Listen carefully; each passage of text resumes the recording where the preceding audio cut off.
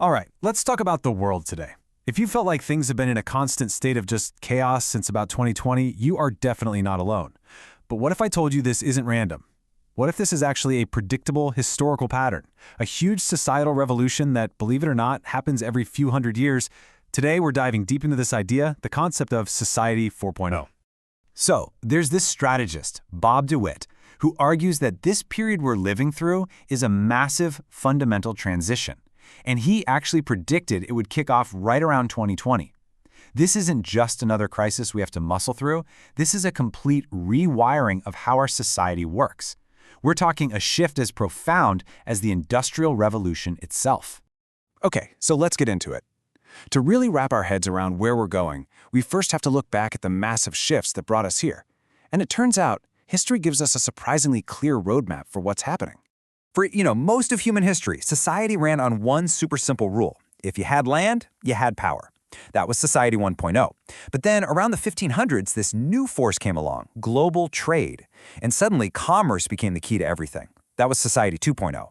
Fast forward to about 1850, and the steam engine just roars to life, kicking off the Industrial Revolution and Society 3.0, where making things in huge factories was the name of the game. Each one of these shifts was a total rewrite of the rules. And now?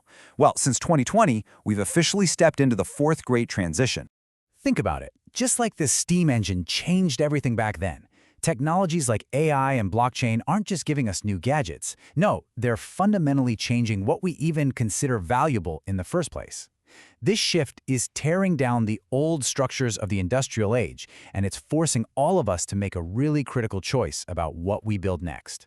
So, that leads us to the billion-dollar question. What kind of future are we actually building? See, this transition isn't just something that's happening to us. The sources we're looking at argue it's a real battleground of ideas with two very, very different paths forward. On one side, you've got this top-down vision. This path uses all this amazing new digital tech for centralized control. We're talking things like digital IDs, centrally controlled currencies, all managed by large, global organizations.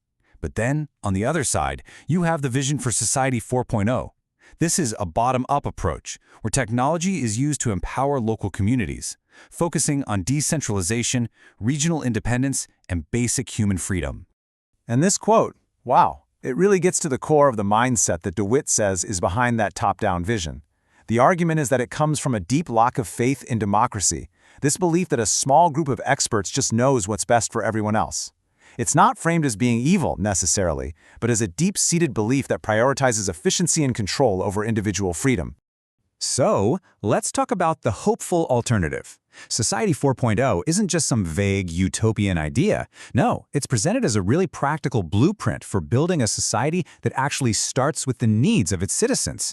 At its core, it all comes down to solving 8 key issues. Think of these as the foundational pillars we need to get right if we're going to build this new, citizen-led world from the ground up. And these pillars are the real building blocks. We're talking about rewriting our social contract for a digital world, inventing totally new ways for us to participate in democracy, and completely rethinking what education should even look like. It also means tackling the big stuff, like our health, a sustainable environment, and reducing inequality. These aren't just nice-to-haves. They are the actionable areas for building a better world, one community at a time. This right here gets to the heart of it. It's all about flipping the pyramid. Instead of a society designed around the old logic of mass production, it's a society designed around people.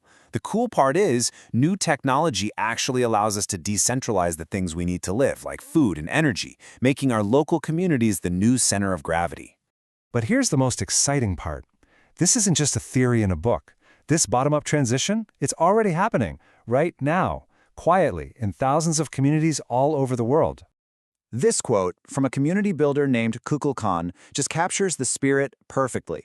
It's about real people connecting in their own towns, reflecting on the kind of future they want, and then using new tools to actually start building it. It's all about looking right past the chaos of this transition period. And you can see these seeds of the future everywhere if you just know where to look.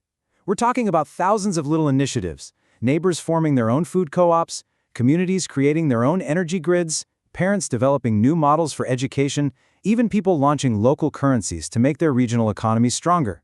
It's happening. And what's so important to see is that these aren't just random, isolated projects. They are all nodes in this growing network, a transition ecosystem of builders who are actively creating the infrastructure for Society 4.0, right under the nose of the old crumbling system.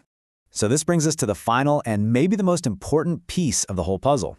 What is our role in all of this? Because this isn't a spectator sport.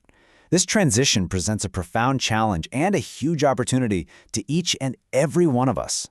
As AI starts to automate more and more of our jobs, that old industrial-era system of just working for a living is going to fade away. The whole model of get a diploma, to get a job, to buy a house, that's not going to be the central pillar of our lives anymore. And that forces us to ask a much, much deeper question. And this really gets to the heart of it all. When the daily grind is no longer a necessity to survive, what actually gives our lives meaning? What truly drives us? This becomes the central question not just for our economy, but for our very identity. Ultimately, the sources suggest the future isn't something that's going to be handed to us. It's something we have to build ourselves, together. The real challenge is to look past the chaos, to discover what you're truly passionate about, to connect with others in your community, and to start building. So the question isn't just what the future will look like, it's what part will you play in creating it?